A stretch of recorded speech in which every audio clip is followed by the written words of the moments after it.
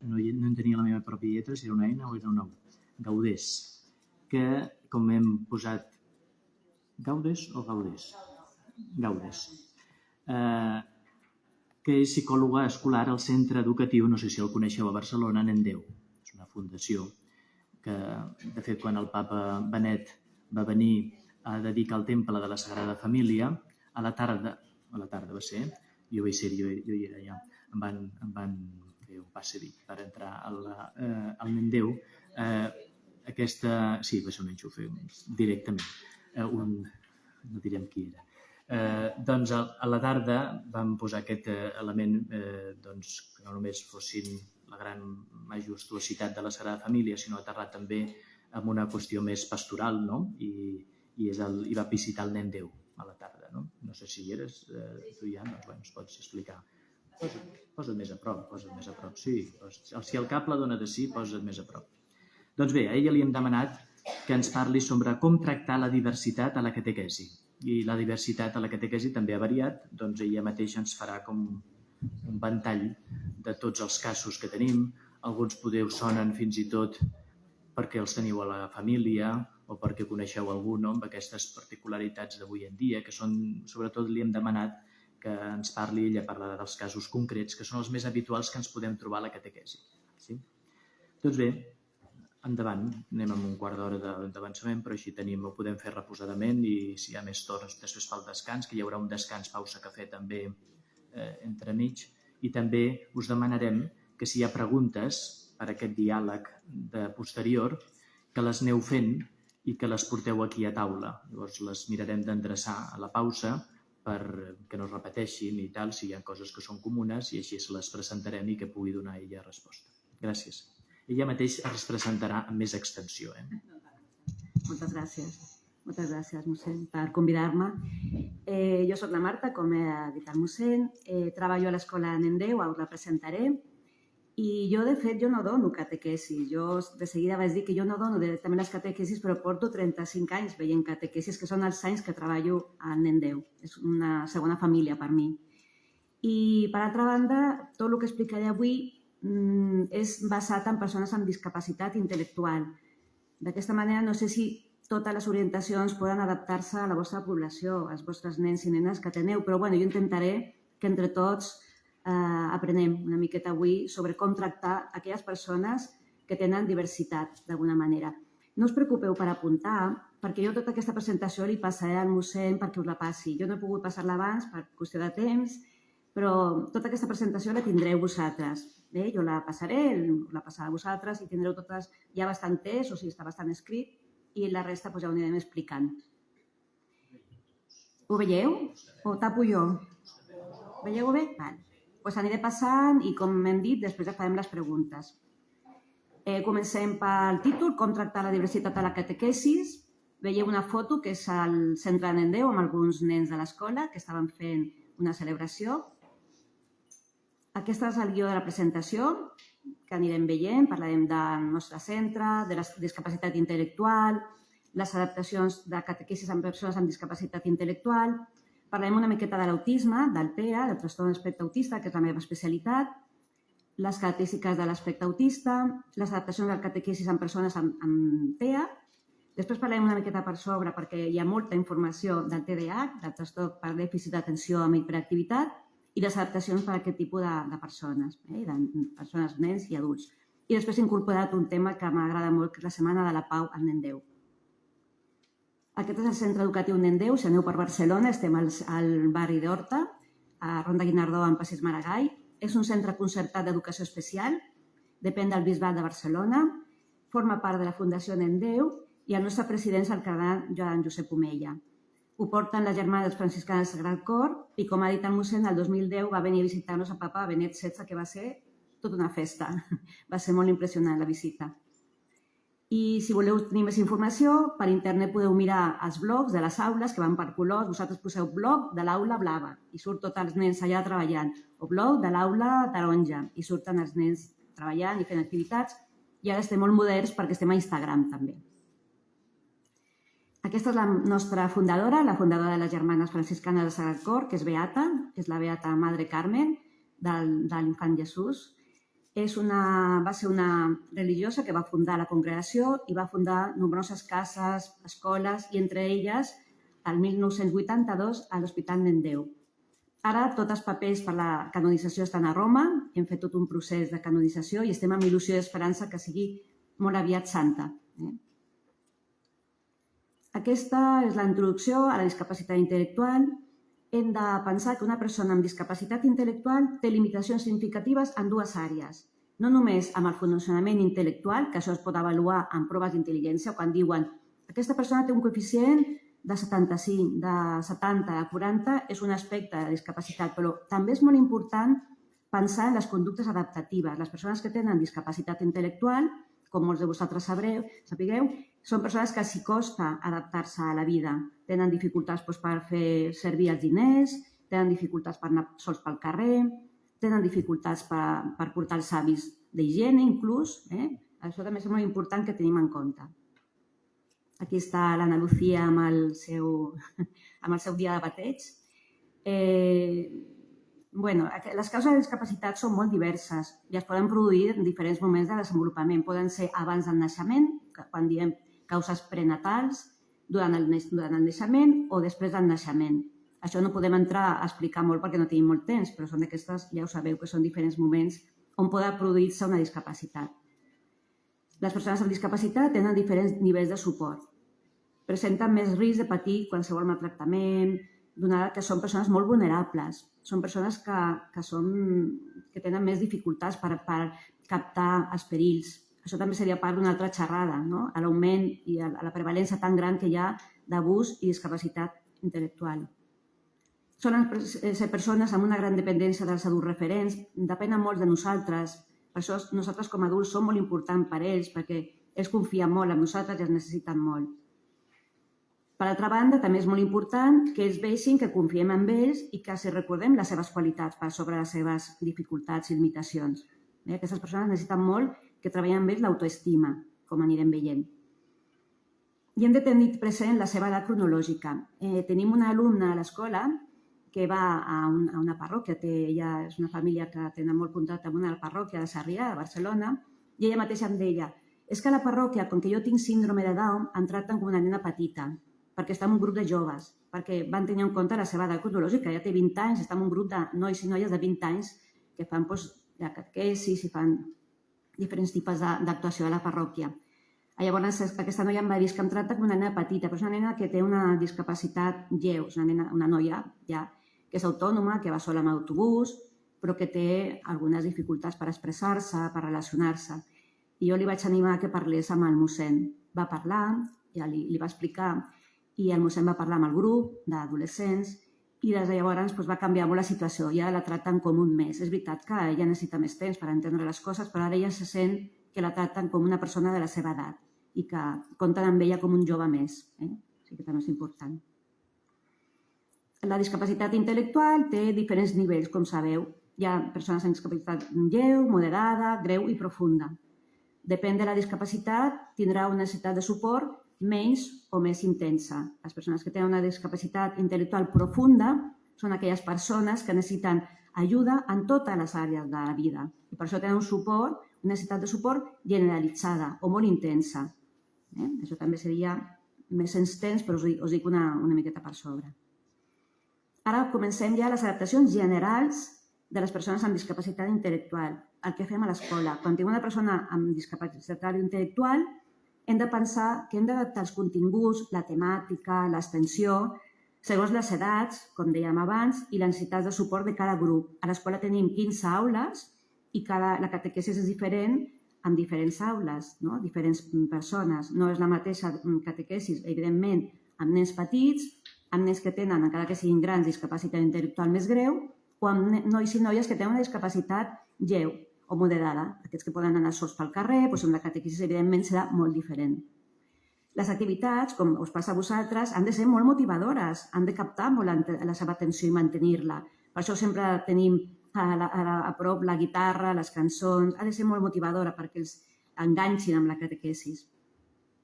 També s'ha de crear un ambient molt feliç, molt amigable. Nosaltres tenim a l'escola una nena que és de religió diferent a la nostra, i ella, quan hi ha catequesis, jo l'agafo en suport psicològic perquè els pares han optat perquè no vagi a la catequesis i això ho respectem, no?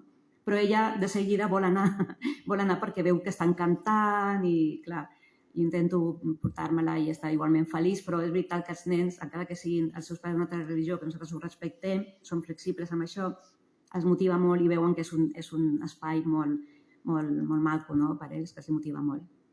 També és molt important adaptar el nostre llenguatge gestual, oral, al seu nivell de desenvolupament cognitiu i al seu nivell de comprensió. Han de ser activitats senzilles i sempre comptant amb la seva implicació. Com veiem aquí a la foto, aquesta és l'Anna, una de les catequistes, que està amb un nen fent una activitat de la Setmana de la Pau i el nen incorpora també un material a l'espai, no?, de catequesis. I el material que ho he portat aquí, després ho posaré perquè veieu el material principal que fem servir, perquè sempre és el mateix, com direm ara. Nosaltres a l'escola intentem, i és molt positiu quan veurem, sobretot amb les persones amb autisme, però també amb les persones amb discapacitat, només discapacitat intel·lectual, que ens situem amb els alumnes al mateix lloc de l'escola. Això els dona molta tranquil·litat. Sempre fem amb un raconet de l'escola i el mural amb les mateixes indicacions, el mateix espai. I aquí estàvem amb l'Anna en una sessió amb nois i noies grans d'edat, però com veieu són nois, la majoria de nois, i alguna noia també, amb una discapacitat intel·lectual més greu. Llavors veieu que estan sempre col·locats al mateix lloc de l'escola. Amb els petits, aquí és un grupet de petits, veieu que també la catequesis és a l'escola dintre de la seva aula, però sempre amb el mateix espai determinat. Igual que tenen un espai pels hàbits, un espai per jugar, un espai per treballar, tenen l'espai de catequesi i això és molt important per ells perquè saben que allà passen moltes coses diferents i molt maques. El mural, la taula, el mural, els materials, pràcticament sempre són els mateixos, però van canviant. Hi ha alguns que sempre estan presents, però com veureu, alguns van canviant, depèn del treball que estem treballant en cada moment de l'any.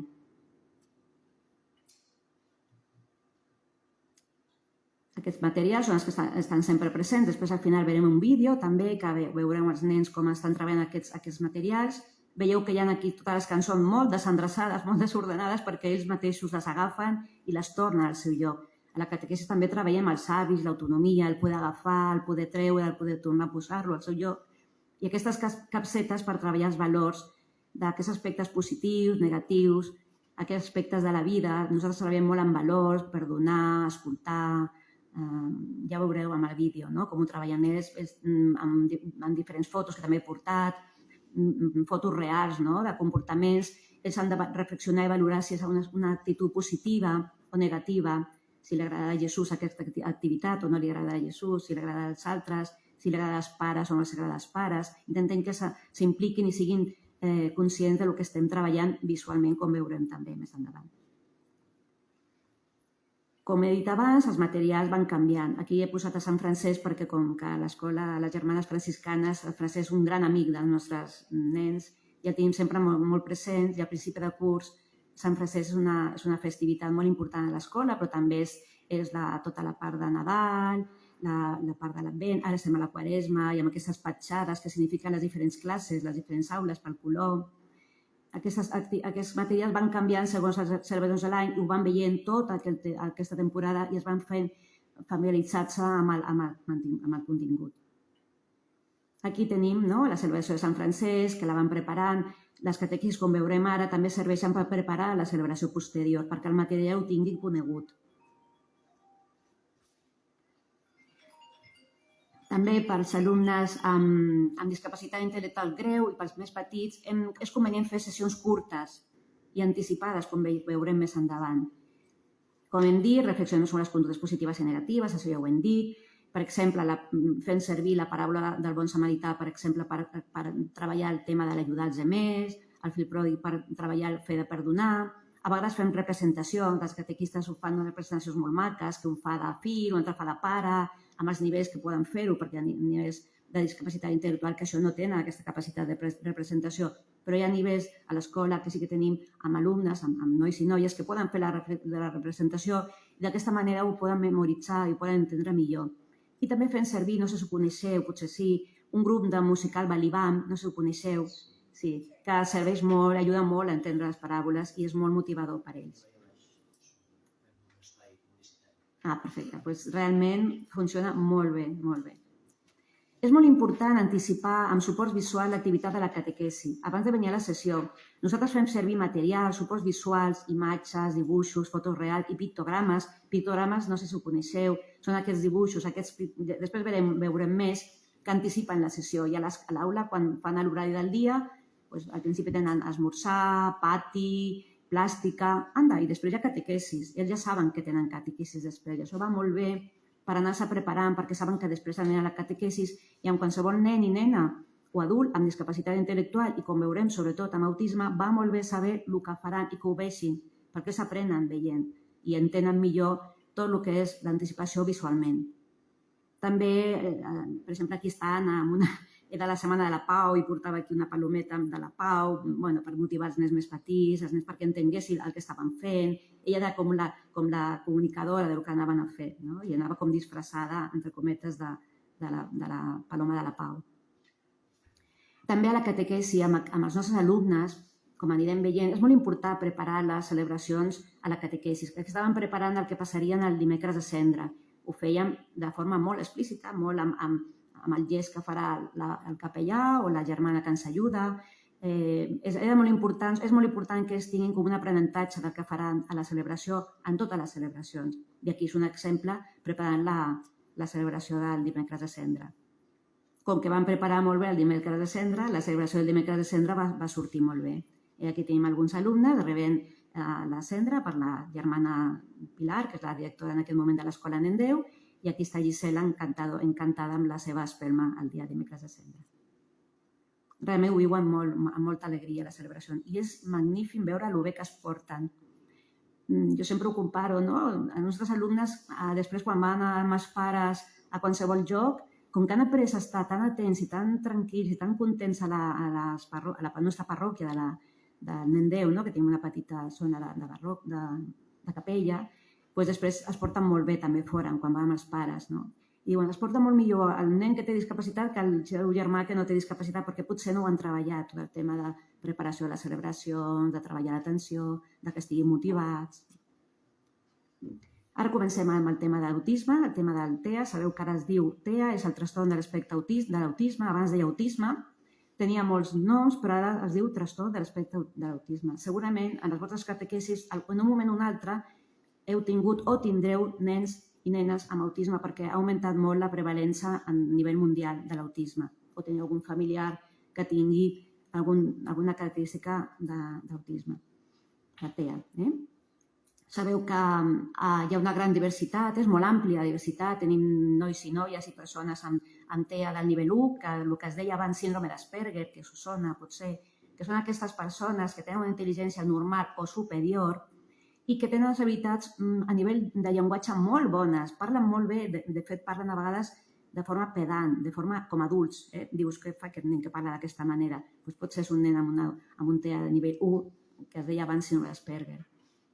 També és veritat que també sempre s'ha dit que hi ha més nois que noies, però actualment hi ha molts estudis perquè hi ha un diagnòstic amb dones que ara s'estem donant compte als professionals que hi ha moltes dones que no tenien diagnòstic de TEA i ara s'estan veient que sí, que tenen diagnòstic de TEA. Hi ha molts estudis en aquest moment. Hi ha també més incidència de diagnòstic amb dones. La majoria o un gran percentatge presenta discapacitat intel·lectual associada al TEA, però altres no, com veiem amb el grau 1. I després tenim el grau 3 d'afectació, que són les persones amb un retard mental profund, que no tenen llenguatge oral, que presenten una gran inflexibilitat mental, de comportament, i que tenen, com dèiem abans, una discapacitat intel·lectual profunda i necessiten suport a moltes àrees del seu dia a dia, de la seva vida. Aquí també parlaríem que el manual de classificació de les malalties mentals, que és el DSM-5, el 2013, va eliminar totes aquestes categories anteriors, el que dèiem abans, Asperger, trastorn desintegratiu infantil, TGD, que abans sempre es deia. Tot això ha passat a formar part d'una sola categoria, que és el TEA. Les característiques principals d'una persona amb autisme, amb TEA, és les alteracions en les capacitats per relacionar-se, per comunicar-se, tenen uns interessos molt restringits, els agrada molt una cosa però els agrada de forma molt àmplia, molt potent, no? I també s'han afegit als criteris les alteracions sensorials, com ara veurem, perquè les alteracions sensorials moltes vegades són la causa de molts problemes de conducta que poden tenir els nois i noies, per exemple, a una catequesi, com veurem. Per explicar el TEA fem servir la teoria de l'iceberg, per comprendre l'autisme des de dintre. La part visible de l'iceberg, aquest iceberg que posem com a exemple, són les conductes visibles que veiem. Veiem que un nen amb autisme, amb TEA, se tapa les orelles, fuig corrents, crida, salta, es passa una bona estona jugant amb un fil, diu paraules repetitivament, rebutja alguns aliments o no vol tastar aliments nous, olora les coses, potser oloraria ara qualsevol bolígraf que tinguéssim per aquí. Per què ho fa? La pregunta, com és que aquest nen fa aquestes coses rares, que moltes vegades diu, quines coses més rares que fa? Tot això explica aquesta gran massa de l'iceberg que no veiem. Hi ha molts aspectes de les persones amb autisme que expliquen les causes, les conductes visibles, que poden ser aquestes alteracions socials, alteracions en la comunicació, els costa molt entendre el context, com veurem després, totes aquestes parts de dificultat de processament sensorial i una gran inflexibilitat mental. Ara explicarem una miqueta els trastorns de la capacitat comunicatives, les dificultats que tenen per comunicar-se, que si teniu algun nen o noia o adult amb TEA, veureu que potser heu vist aquestes dificultats.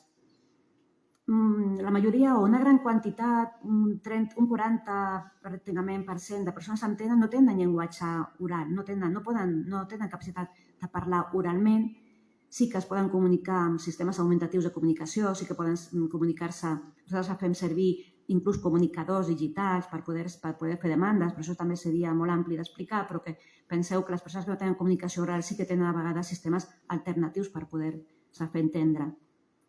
I si tenen comunicació oral, tenen limitacions i una forma de parlar típica, unes característiques típiques de trastorns que anirem parlant.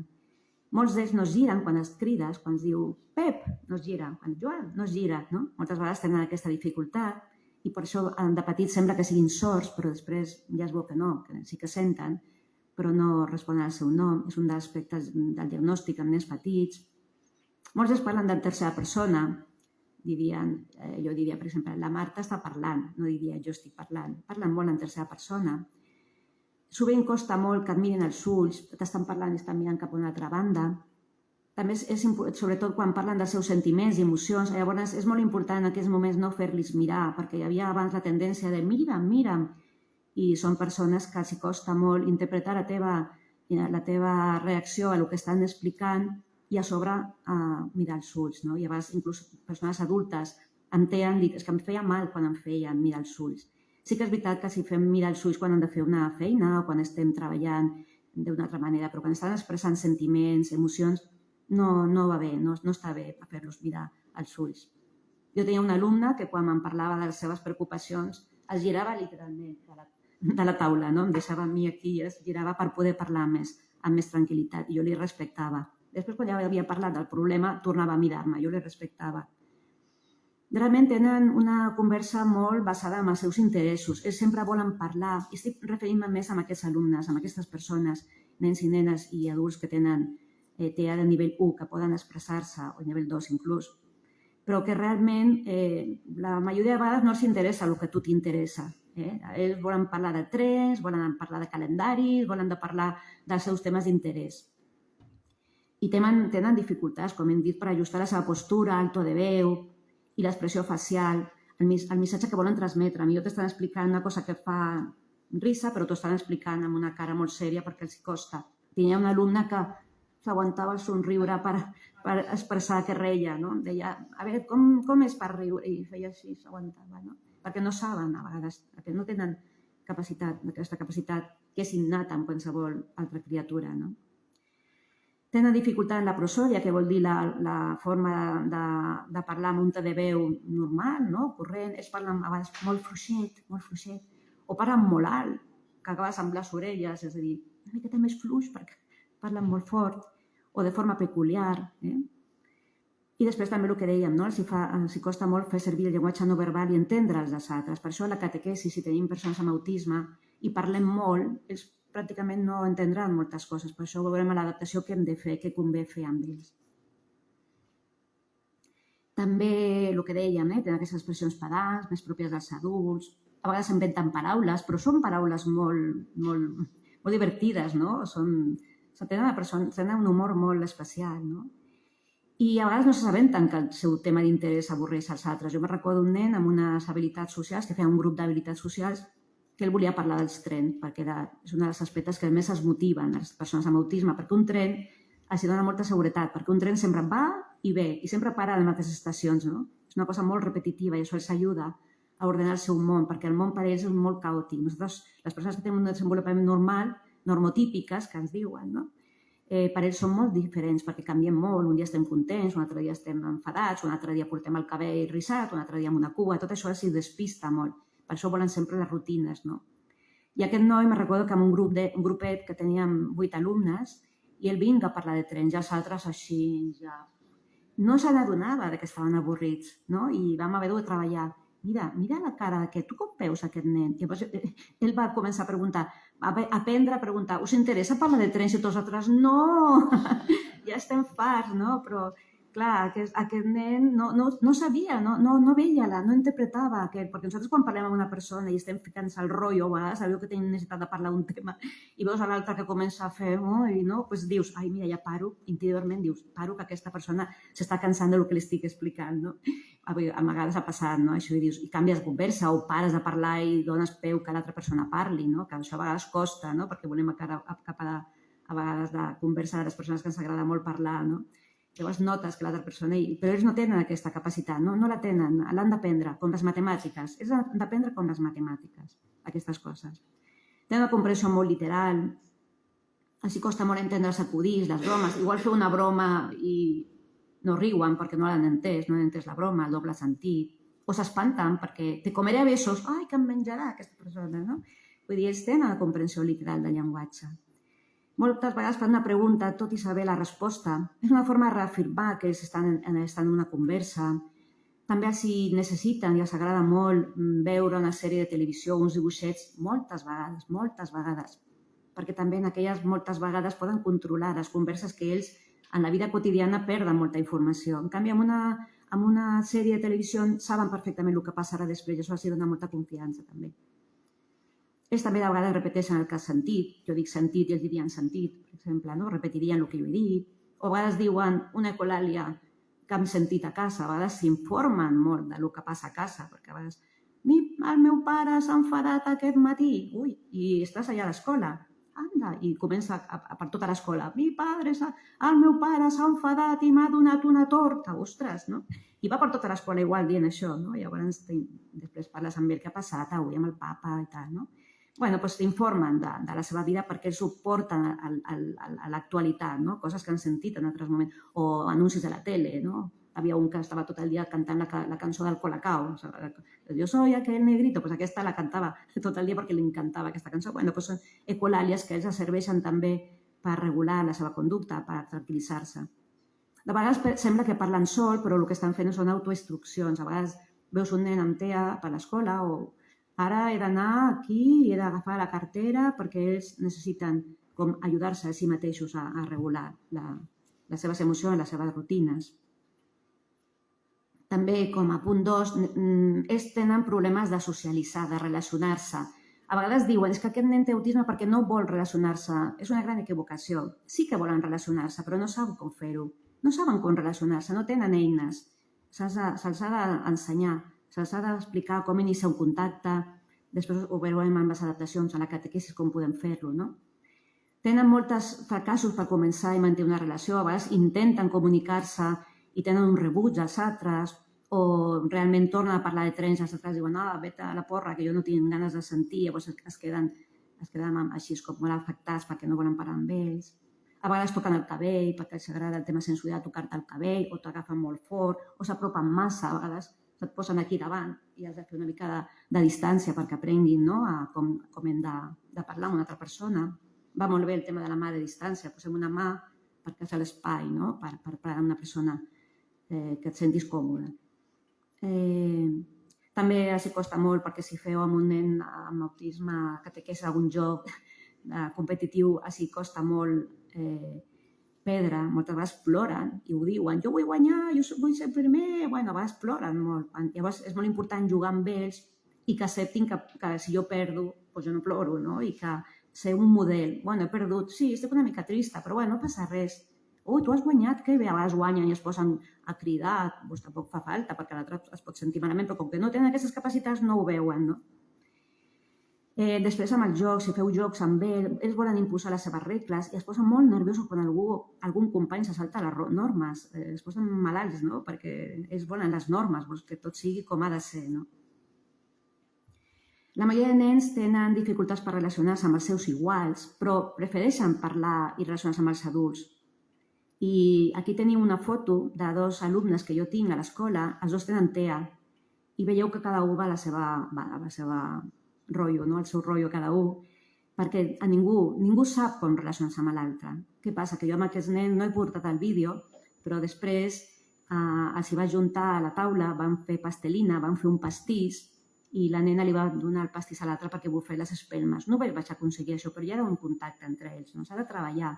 L'adult ha de crear situacions per aprofitar, perquè als dos els agrada molt la pastelina, vas dir, doncs mira, anem a jugar a plastilina amb els dos, no?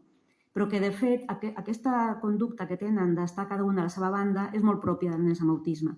I amb els adults se relacionen més perquè els adults sabem molt millor com... Perquè, clar, som adults i som més previsibles per a ells, perquè nosaltres sabem com tractar normalment a una persona amb autisme.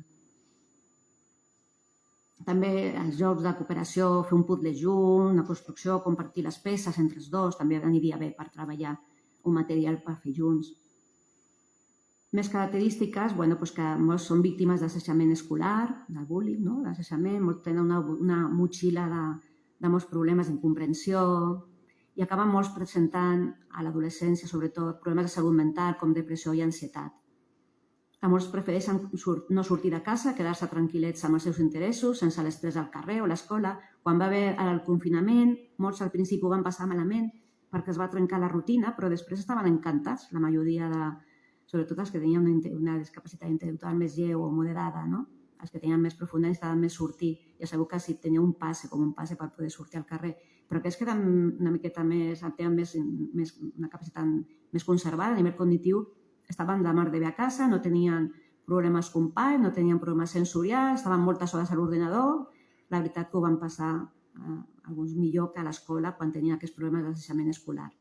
No s'interessen els jocs d'esport d'equip, tenen baixa tolerància a la frustració, moltes vegades són nois i noies que els costa molt el no, dius no i a vegades moltes vegades salten i s'enfaden, els costa identificar aquests sentiments, a vegades ploren i criden i per un fet molt petit però que per ells és molt important, els hem d'acompanyar i entendre que per ells, igual esteu a la catequesis un nen amb TEA, comença a plorar per alguna que ha passat molt insignificant per nosaltres, però per ells poden tenir una gran conseqüència amb el seu estat emocional i poden cridar i plorar de forma desconsolada una bona estona.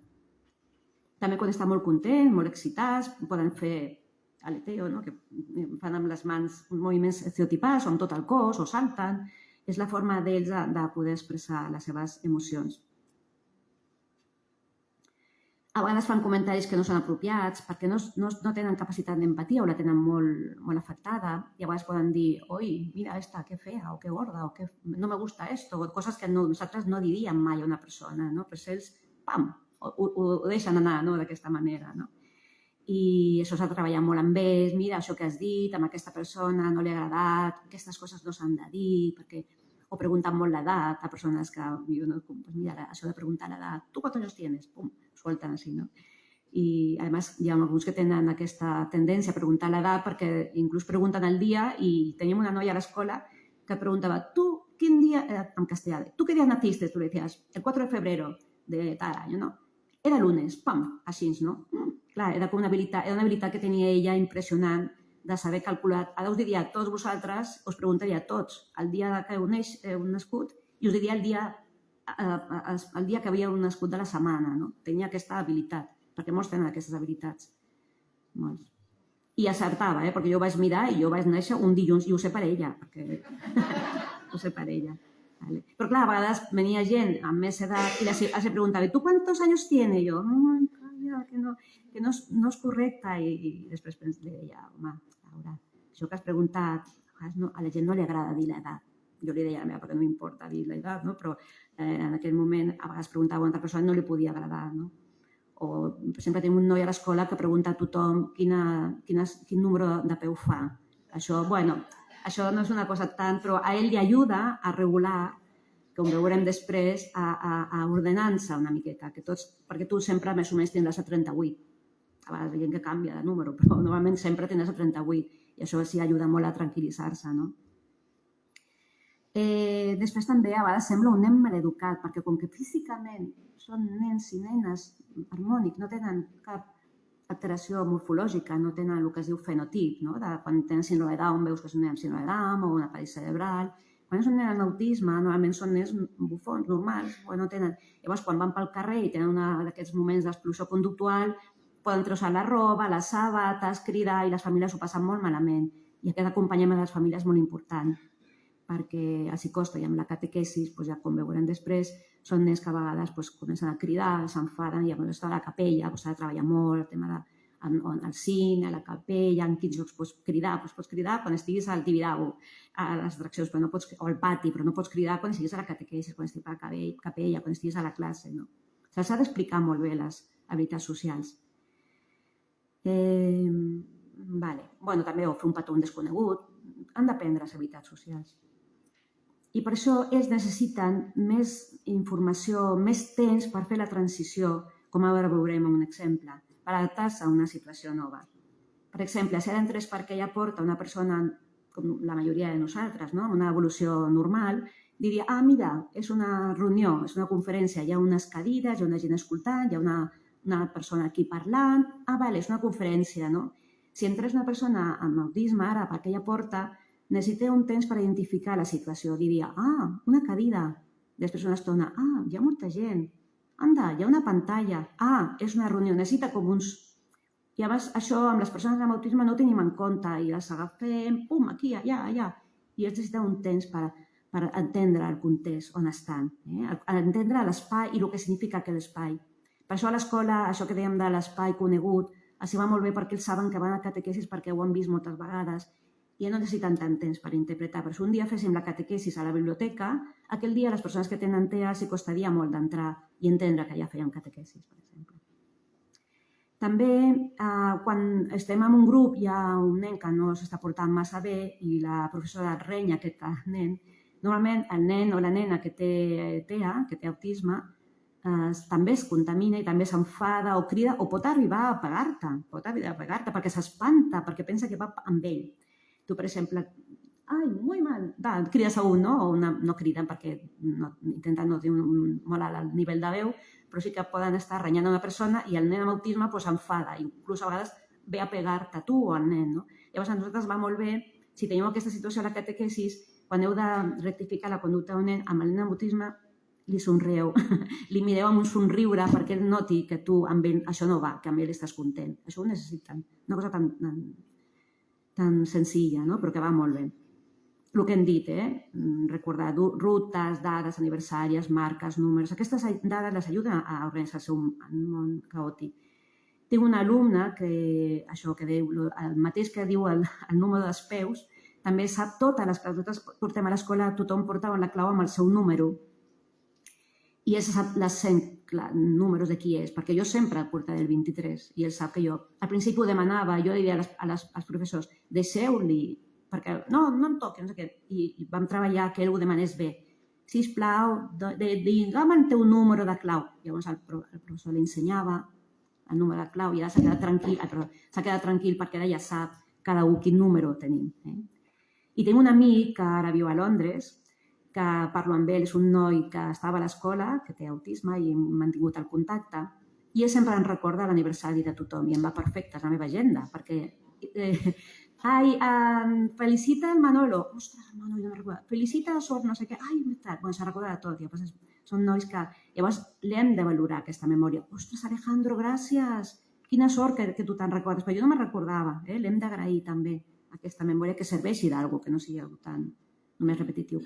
Com hem dit abans, abans, l'iceberg, una de les parts que no veiem però que tenen és la ceguesa al context. Ells no veuen el context. Per això està aquest semàfor en vermell. Per una persona, quan tu vas a creuar un semàfor, si està vermell, normalment corres, no? Pares, no? Quan es posa en vermell, pares, no? Pares. Però una persona que té una comprensió literal, a vegades quan un semàfor es posa vermell i estàs al mig del pas, no pares. Continues corrent més, no? O te'n vas cap endarrere perquè no pots atravessar. Doncs moltes persones amb autisme, com que els han explicat que vermell és parar-se, es paren al mig de la carretera, amb el perill que comporta. I s'ha d'explicar el context. Bueno, però és que si tu estàs... Clar, és molt complicat el context. Nosaltres no ho donem compte, però per ells és molt difícil d'entendre, no? És com que, clar, llavors s'ha d'explicar. Vermell és parar-te, però no sempre. Hi ha un exemple, per això he posat aquest metro per recordar-me, d'un noi a Londres. Era un noi que l'havien treballat molt temps, durant mesos, al poder seure al costat d'un altre. Ell no volia seure al costat d'un altre perquè tenia aquests problemes sensorials, no volia seure al costat d'un altre. I van treballar amb ell durant 3 mesos que pogués seure al costat d'una altra persona. La mala pata va ser que el primer dia que va anar sol, que el monitor que l'acompanyava, vinga, avui ja comences a anar sol, això de Londres. I amb la mala pata que es fica en un vagó que només hi havia una senyora gran sentadeta amb el metro. Què va fer ell? A més, era un noi molt gran, de color, que no perquè fos de color, però bueno, aquesta senyora molt gran, igual tenia també les seves... Bueno, tenia més por, no? Patapam, es seu al costat de la senyora gran. Clar, imagineu que tindríem tots por perquè dius, ostres, aquest home vas perquè tenia un aspecte molt normal, però molt grandote. Què va fer aquesta senyora? Va agafar l'alarma, va trucar a emergència, van aturar el metro, va entrar la policia, el van agafar, el van tirar a terra. Pobret, no? Clar, ell deia, clar, ho diria en anglès, no?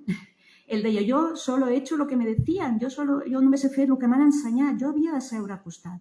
No van tenir en compte el context, no van tenir en compte que si no hi ha ningú al metro, però només hi ha una senyora o un senyor, o que sigui, no et sentis allà llavors, però clar, això que nosaltres ja fem d'instintiu, perquè si tu vas a un tren, jo baixo un tren, jo visc a l'Ametlla i baixo amb la nostra R3 querida, estimada, baixo en tren cada dia a la Garriga i, evidentment, si jo entro en un vagó i ja només no me'n sentaré al costat d'aquella persona, què faràs? Seuràs en un altre lloc, tu sola, i si tu estàs sola i t'asseu una persona al costat, ja estàs una mica alerta, no? Doncs a aquest noi li va passar això. I al McDonald's també, no? Un noi que anava a una fila per demanar el menjar, l'havien ensenyat que quan arribés a l'hora del que havia de demanar, i sempre demanava el mateix, hamburguesa amb patates. Resulta que havia tanta gent que una noia va venir amb una llibreteta a preguntar a la gent el que volia i ells estaven preparats amb la seva safata per preguntar el que voldria. Aquest noi no li va quadrar. Va dir, no, aquí no. I es va enfadar, va llançar la safata pels aires perquè ell pensava que només podia demanar el menú un cop arribar al taulell de demanar. No? Bé, els abrics, molt per sobre, perquè no tenen temps, els abrics també. Un grup de nois que els havien preparat pel dia que vinguessin els pares a sopar i els havien dit, quan arribi els teus pares, perquè vivien en un pis i els pares venien de visita, quan vinguin els teus pares has de dir, i l'abric, dona'm l'abric, el posaré penjat. Bueno, van estar preparant d'això, però resulta que el dia que van fer la primera d'això era un dia d'estiu, no hi havia abrics. Llavors, clar, hola, bona tarda, papa, mama, doneu-me l'abric. Clar, per això, no? Vull dir que hem de demanar l'abric quan és hivern, però no quan és estiu. Coses d'aquestes hi passen molt sovint. Us ho explico perquè potser us passarà si teniu una persona amb... També les persones amb autisme tenen un patró d'interessos molt restringit, juguen d'una altra manera. A vegades si veieu un nen a catequesi que està jugant, posant les joguines o material que tingueu a modre, és perquè ells ho fan així, juguen d'aquesta manera. Els agrada especialment els objectes que tenen música, llums, fer-los rodar, mirar una part de l'objecte. Nosaltres no els diem obsessions, els diem passions, motivacions, perquè no són obsessions, són passions, tenen passió per alguns objectes.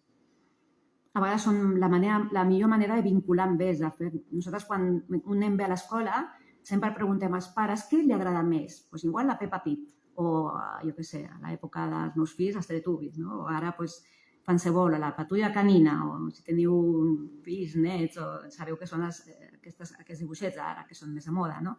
Doncs nosaltres, el primer dia d'escola, o li agraden molt els trens, o li agraden molt les bombolles de sabó, o les baldufes, doncs aquell dia tenim sempre aquell material preparat, perquè ell vegi que nosaltres que tenim en compte els seus interessos, que som amics d'ell, no? Que poden confiar en nosaltres perquè ens interessen les mateixes coses. Bueno, el que hem dit una miqueta, per no repetir-me, buscar informació sobre el que li agrada, triga molt temps en pensar i parlar sobre el seu tema d'interès, repeteix... Bueno, llavors convé anticipar visualment les activitats previstes, sobretot quan hi ha un canvi de rutina com anar al metge. Aquest, per exemple, és una forma d'anticipar la visita al metge amb un nen. Bueno, doncs vas al metge, t'has d'esperar, vas caminant cap al metge, has de fer l'entrepà i després adaptacions com ho podem fer també a la catequesis, això que ens aniria molt bé, ens va molt bé a nosaltres i si vosaltres teniu algun cop algun noi o noia amb TEA us anirà molt bé per anticipar la sessió, ho veurem.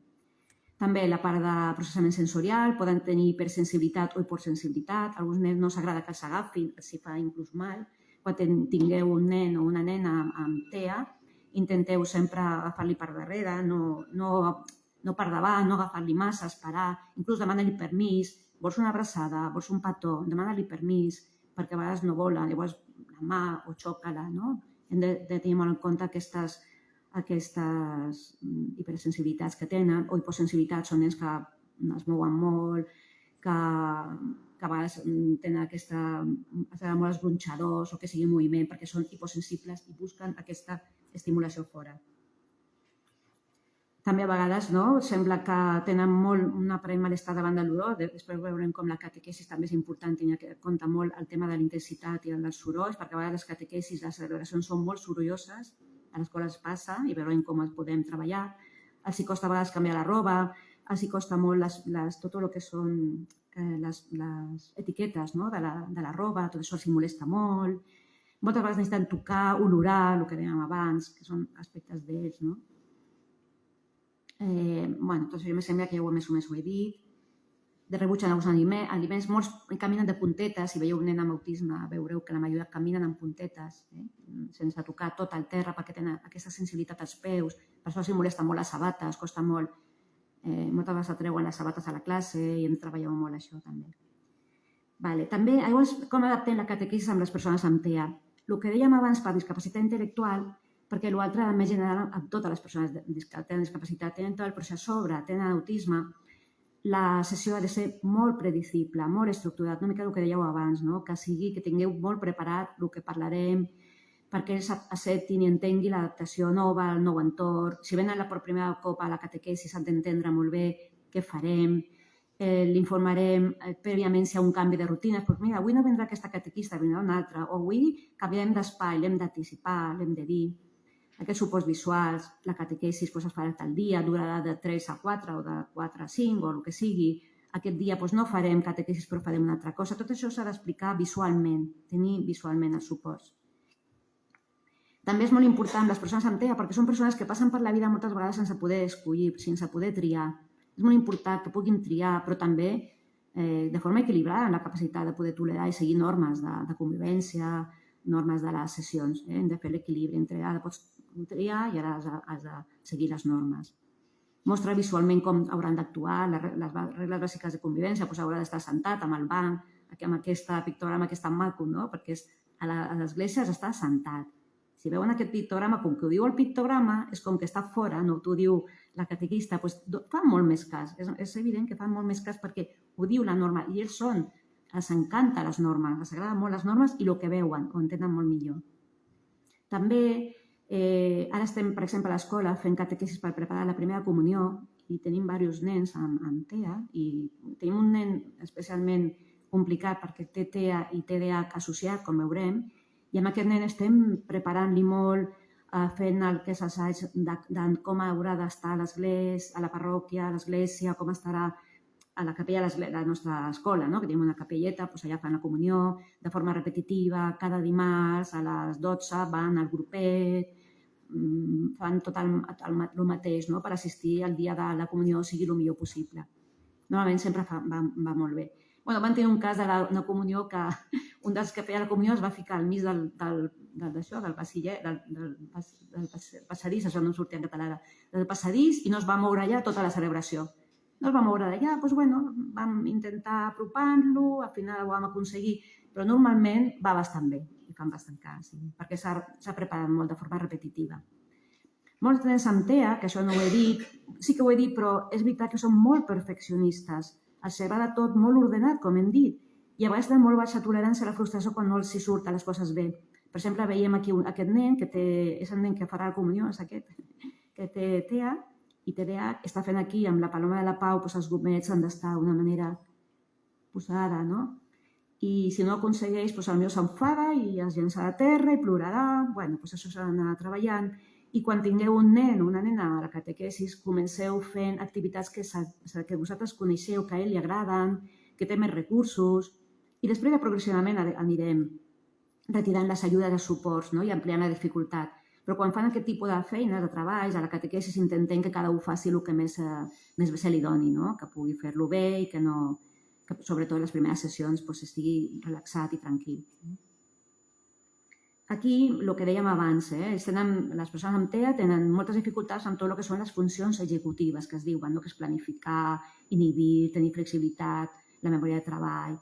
Per això es desconnecten, cansen davant de sessions molt llargues. Això també ho veurem amb TDAH, que també passa, o molt continguts. Per això és molt important seqüenciar en parts. Nosaltres fem... Aquí jo he fet això perquè realment tampoc sé tantes persones fent catequesis quina és la vostra realitat, però més o menys pensant i tenint aquests recursos que podeu buscar per internet, que ja és una de les eines, potser ja ho coneixeu, és important aquest nen que des de casa, inclús la mare li digui mira, avui anirem aquí a la parròquia, hauràs de fer fila per entrar. Després fareu una estona amb la catequista, sentareu-se en una taula, perquè aquesta mare ha parlat amb la catequista i faran així, o potser faran sentats en un altre lloc, però en aquest cas jo he posat aquest exemple. Després la catequista tindrà també aquest anticipador. Després encendreu una espelma, després anireu a fer una mica de pregària i després anireu a fer el cant final. Un nen amb TEA li va molt bé saber el que passarà, totes les fases, perquè ells a vegades entren en pànic i no pensen ui, ja he començat aquí, no sé quan acabaré. No sé què passarà al final. Per això a vegades també és molt important anticipar visualment, sobretot amb persones amb TEA i major necessitat de suport, que anticipar-los visualment el que vindrà després, quan acabi la catequesis, perquè vindrà la iaia, portar al parc i podràs berenar un entrepà, per exemple. Bé, s'ha posat aquesta iaia, que té cara de bona iaia que el vindrà a buscar el nen a la catequesis i anirà de fet, perquè l'entrepà, el menjar, és un bon estímul moltes vegades.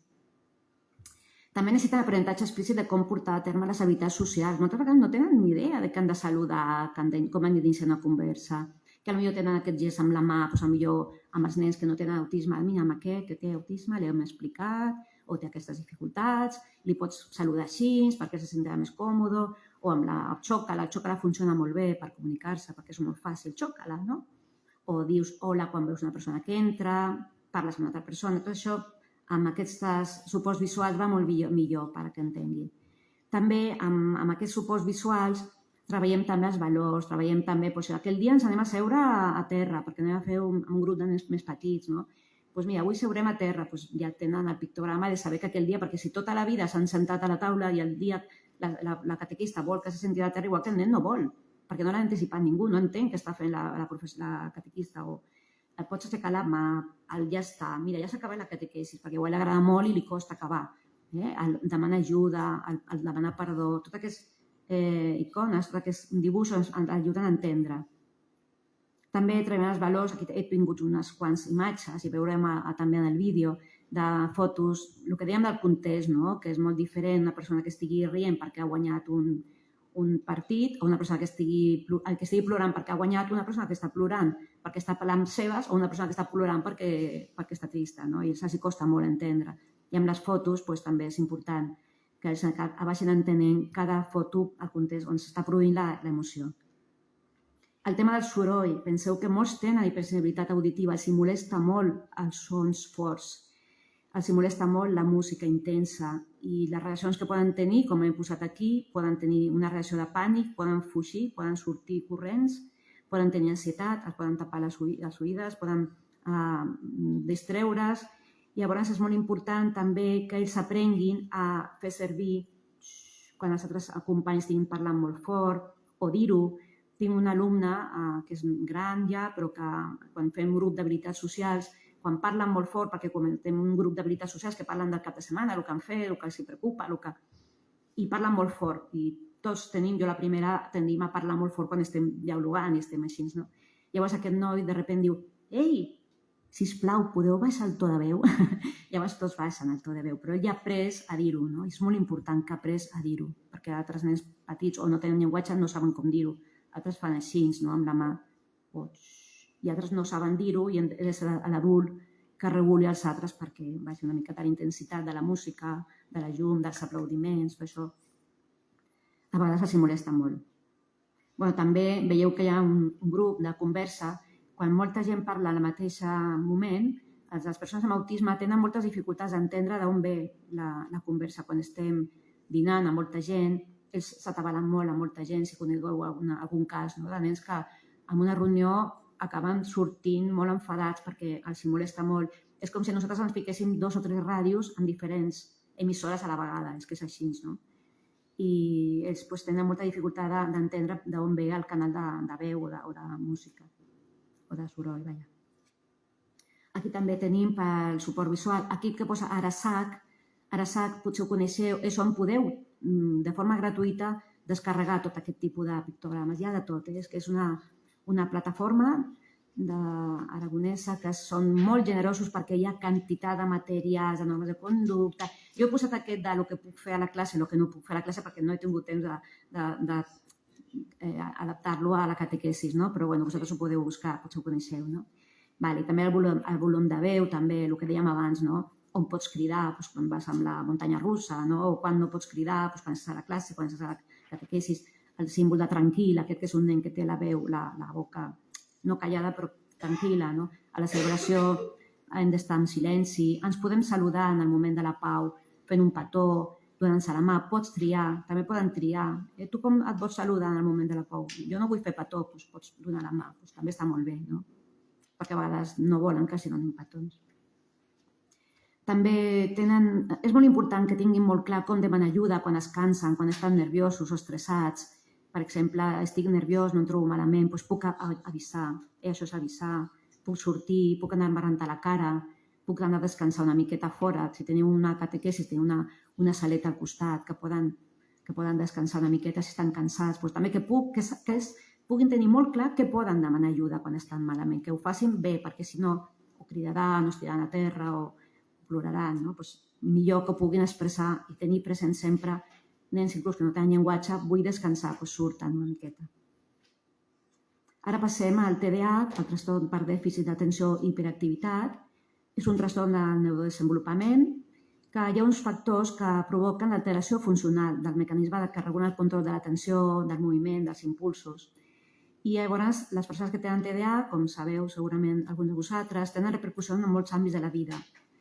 Tenen dificultats acadèmiques a l'escola, de conducta, una baixa autoestima, perquè normalment són nens i nenes que moltes vegades els han renyat, els han dit que ho han fet malament, tenen molts problemes perquè no paren quiets, molts, I llavors tenen moltes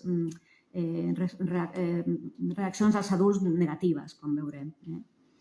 I també aquesta baixa autoestima, aquesta motxilla que diem, de problemes de la relació amb els altres, molts cops provoca problemes de salut mental com ansietat i depressió amb nens, adolescents i adults. I després tenen aquestes relacions socials, moltes vegades tenen dificultats amb els germans, amb les familiars, amb els avis, amb els pares. Després, els principals símptomes del TDAH, aquest trastorn, és el dèficit d'atenció, dificultats per mantenir l'atenció, per centrar i mantenir el que diem atenció sostinguda, els hi costa estar atents molta estona, els hi costa escoltar els altres, no han estat atents, llavors tu igual dius a la catequesi, ara farem aquest mural, i el nen o la nena que tenen dèficit d'atenció està molt distret i després no recorda el que ha de fer, deixa la feina sense acabar, li costarà escoltar els horaris, potser arribar tard si és un noi o noia més autònom, igual arriba tard a la catequesis perquè no se'n recorda de l'horari o es despista a casa i està veient una pel·lícula i se'n recorda que ha d'anar a la catequesis, per exemple. I també hi ha persones que no tenen hiperactivitat, vol dir que no es mouen tant, però sí que tenen dèficit d'atenció i normalment són nenes que tenen dèficit d'atenció però no tenen hiperactivitat. A vegades és més difícil de diagnosticar, però és molt important estar atent amb aquestes nenes que estan molt despistades, poden tenir un dèficit d'atenció. La hiperactivitat, he posat aquesta senyora que està... És graciós aquest dibuix perquè són aquest tipus de nens que hi ha un però sembla que hi hagin 3 o 4, a les aules a vegades tenim un nen amb hiperactivitat i sembla que hi hagi 20 nens, no? Perquè no paren. Són nens que necessiten córrer, moure's, tenen moltes dificultats per estar asseguts, per estar quiets i moltes vegades, molts cops, tenen molt poca sensació de perill. Corren per llocs que són perillosos o es fiquen a llocs que poden posar en perill la seva integritat física, inclús. La impulsivitat és un altre símptoma del trastorn TDAH.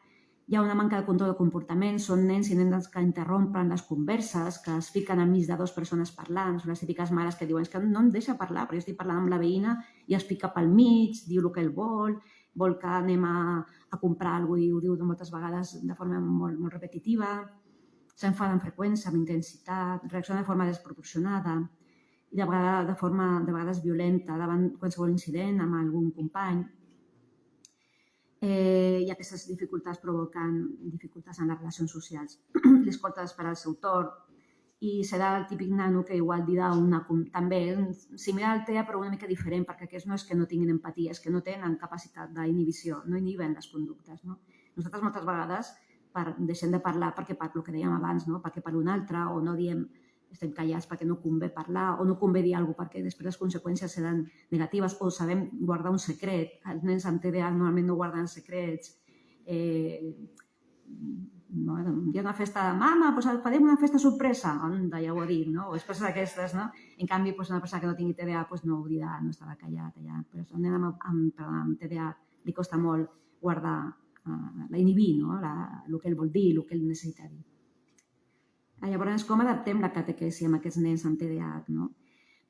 És molt important, abans de les sessions, que expliquem de forma molt clara i amb suport visual també, no perquè no tingui TDAH, però és molt important, a les persones amb TDAH també les normes de conductes visuals, és molt important. I si cal, de forma personalitzada. Mira, veus? Això a la catequesi has d'estar callat, assentadet, tal, no? De forma personalitzada, en un moment que els altres estiguin fent un altre, no davant de tothom, com ho veurem. És important no posar-li al mig del passadís o al costat d'una finestra, lluny de possibles distraccions. També a vegades és important que estigui al costat d'un altre nen o nena més tranquil, perquè si poses un altre que també sigui mogut, això serà una bomba a la catequesi. És important també fer servir senyals no verbals pactades de forma prèvia per redigir la seva activació. Per exemple, mira, escolta, o potser s'estan fent un treball personal, un copet a l'espatlla, però sense dir-ho davant de tothom, perquè la seva autoestima ja està bastant malament, perquè a sobre la catequesi també, el catequista em digui que ho porto malament davant de tothom, no? Llavors és important anar allà, allò que segur que feu molt bé, no? De, escolta, no? Aquests signes que hem pactat abans. També és important facilitar el moviment, però dins un paràmetre de la sessió, seguint les normes. A l'escola, per exemple, va molt bé, al final, com veurem al vídeo, fer una cançó amb un ball també va molt bé, o quan veus el nen o la nena, sobretot nens que tenen TDAH associat a la discapacitat, que està movent més o està més intranquil, doncs mira, l'agafem per fer l'encàrrec, mira, agafa el material i posa-ho tu, o vine tu, ell se va aixecar per anar-se corrents i nosaltres ho reconduïm perquè ell faci aquell moviment igualment perquè ho necessita orgànicament, sobretot quan no tenen medicació, i llavors ell va i posa la foto o aguanta, com veiem aquí a la foto, és un nen que té una gran hiperactivitat, TEA i TDAH, i està aguantant la foto perquè després ho mirarem. Només el fet d'aguantar la foto, a més és un nen que li atreu molt les coses dolentes, llavors estava un nen ja cridant i estava molt atent amb això, i estava molt atent, però després va participar molt bé i va poder estar atent amb la foto que era un nen que estava cridant, i com que es veu identificat bastant vegades amb aquestes fotografies, li crida molt l'atenció i intentem canviar el xip i ajudar-lo. I després, com hem dit abans, sobretot amb aquests nens, per centrar l'atenció ha de ser molt motivant la catequesi. Sempre fem servir les mateixes cançons, això no ho he dit abans, però igual que el mateix joc, també la mateixa cançó per iniciar, com veurem al vídeo, iniciar i finalitzar la sessió, els dona molta tranquil·litat. És com quan un nen petit també fem servir les cançons sempre la mateixa, que segur que ho heu fet també a casa, per recollir les joguines, la típica cançó, recollir, aquesta cançó els va molt bé per endreçar les joguines, per exemple, o aquí sempre la catequista sempre comença amb una cançó de benvinguda, amb la guitarra, llavors els nens, és aquesta cançó, o quan surten a la tarda, cantem una cançó de l'aula, l'aula l'aula de se'n va i feu una cançó sempre la mateixa i molts nens diuen, és la cançó de sortir. Això sí va molt bé, les cançons, per iniciar o finalitzar la sessió de catequesis i en general qualsevol activitat a l'escola. La música clàssica serveix per aconseguir la relació amb nens amb TDAH. Jo ho he fet servir, Mozart, hi ha cançons, hi ha música clàssica que els va molt bé per relaxar-se. També qualsevol música relaxant de YouTube, música relaxant i els va molt bé per... Inclús ara hem descobert unes cançons que és yoga per nens petits, que són unes músiques molt, molt maques que els ajuda molt a relaxar-se. També es pot començar sempre amb una cançó, no fa falta sempre cantar, pot començar amb una música, no? I, el que hem dit, no? Agafar el material quan es cansa. Ja per acabar amb TDAH, som molt sensibles a les crítiques, com hem dit, i és sempre millor corregir el seu comportament amb el reforç positiu. Vinga, va, Àlex, si et portes bé, després anirem a tal, o va, vinga, va, que estàs tranquil, veus que bé que estàs tranquil, després anirem a fer una cosa que li agradi molt, anem a jugar amb la pilota o anirem al pati, després, va, que estàs molt guapo, que no sé què, sempre confiant en ells, que vegin que tu confies en ell. I després fem servir, igual també ja ho coneixeu, la llei del 3 a 1, per això hi ha 3 cares contentes i una enfadada. Si per una vegada que l'hem de rectificar la conducta, l'hem de dir, recriminar la conducta, hem de fer servir 3 positives. Ai, Àlex, para, sisplau, perquè clar, la paciència a vegades també és un límit, és limitada, no? I és normal, i també necessiten límits, també necessiten un no, prou, ja està, també ho necessiten. No vull dir que els portem en cotons, també, prou, ja està, però després o abans, mentrestant, molt bé, Àlex, veus que bé que t'estàs portant, va, Àlex, vinga, que després dic Àlex perquè m'ha sortit aquest nom, no? Perquè és un nen que té aquestes dificultats. O mira que bé que estàs aguantant la foto, veus com pots fer-ho, que aguantes la foto? I donant-li molta atenció quan està atent, quan està comportant bé. Quan ell diu trio una cançó, doncs donar-li aquesta cançó que pugui triar, que pugui estar content, perquè li agrada aquella cançó, perquè li relaxa, perquè li agrada. Després, per acabar la presentació, he posat la Setmana de la Pau. La Setmana de la Pau és una activitat que fem a l'escola que per mi és la millor de l'any. Forma part de la pastoral, de l'escola, del Nen Déu. I és una setmana que nosaltres tenim 15 grups a l'escola i amb diferents nivells. Tenim nois i noies que estan fent els projectes inclús de formació inicial, d'administratiu, que després treballen en una empresa ordinària. Tenim també nois i noies que estan fent la transició a la vida adulta, que veieu aquí. El programa de transició a la vida adulta consisteix en preparar-se per la vida adulta, com diu la paraula, i acaben treballant a empreses ordinàries, en suport o en centres ocupacionals també. I aquella setmana barregem les aules i juntem una aula amb nois i noies amb una discapacitat intel·lectual més lleu, amb nois i noies i nens més petits o que tenen una discapacitat més greu i fan activitats junts tota la setmana. Fem les classes amiga, que es diu, no fem, per exemple, la classe com que es diuen per colors, l'aula taronja amb l'aula blau marí, l'aula lila amb l'aula, fem com un sorteig, que estan tots, a veure quina aula em toca aquest any, no? I això és molt, molt, molt positiu per tots ells, perquè és positiu pels petits, perquè estan amb nens i nenes, com veieu, més grans, i això els encanta, i és molt, molt positiu per a aquests nois i noies que molts cops tenen molta consciència de la seva discapacitat, perquè saben que tenen moltes dificultats a la vida, que són diferents dels seus germans, que moltes coses que fan els seus germans ells no poden fer, no poden anar sols, no poden anar a la discoteca, no poden... I els seus germans, a vegades inclús petits, canvien de rol i passen a ser grans, no? I ells no poden. Tenen moltes frustracions a la vida, no? Parèntesis, ara hi ha discoteques a Barcelona que també poden anar persones amb discapacitat, que estan molt cuidats, que no hi ha alcohol, que hi ha monitors. Això també és molt important perquè se senten més iguals als joves de la seva edat, no? I hi ha un ambient molt festiu, molt maco, no? Molt cuidat. Tanco el parèntesis per seguir amb la Setmana de la Pau. Però que és important, no? Per als nostres alumnes amb més discapacitat, amb un nivell més alt de nivell intel·lectual, que puguin sentir que ajuden els nens i nenes amb més discapacitat. I és fantàstic, per mi és de lo millor del curs, no? Veieu aquí diferents nens i nenes, i van a berenar junts, fan activitats junts, veieu aquí, no? Aquests que estan drets tenen una capacitat per poder explicar, per poder expressar, per poder compartir, diferent als altres alumnes que tenen una discapacitat més greu. Totes aquestes fotos són dels blogs de l'aula, les podeu mirar. Podeu buscar el blog i veieu totes aquestes fotografies. Jo les he agafat al blog perquè les tinguéssiu. També aquí està l'Anna, un altre cop, que és la catequista. No ha pogut venir avui, ja l'hagués agradat, però tenia un tema personal. és l'alma de la catequesis de l'escola, és una persona molt carinyosa, molt empàtica, vincula molt bé amb els nens i amb 2 catequistes, però és que ella és fantàstica ens ha deixat també la capsa de la catequesis perquè ho veiéssiu, i amb la guitarra després veieu, no? Nens amb més discapacitat, amb altres nois i noies que no tenen aquesta discapacitat, com comparteixen aquella setmana la catequesis, les sortides. A vegades, veus, estan donant de menjar, aquesta nena està donant a aquesta nena que té més dificultats, o aquest noi també, surten també a fer una volta, a fer d'això. I moltes gràcies per la vostra atenció i qualsevol pregunta, després estaré encantada de poder ajudar.